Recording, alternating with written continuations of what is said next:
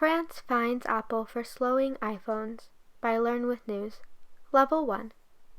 France has fined Apple. The fine is for making iPhones slow. Apple made iPhones slower as they got older. Some people say this was to make people buy new phones. Apple says it was to keep the phones working. Apple says that the batteries got worse, so the phones had to be slowed down. If they didn't slow the phones might randomly turn off. Not everyone believes Apple's reason.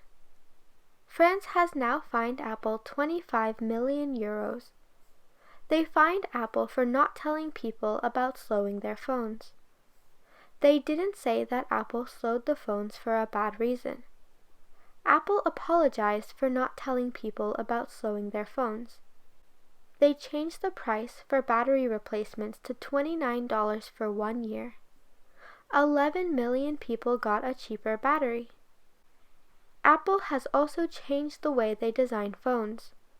They have designed them to keep the battery working for longer. All iPhones now show the health of the battery too.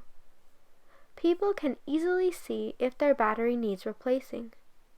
They can also decide how they want to manage the battery if it is bad. It will save many people from buying new phones if they don't want to.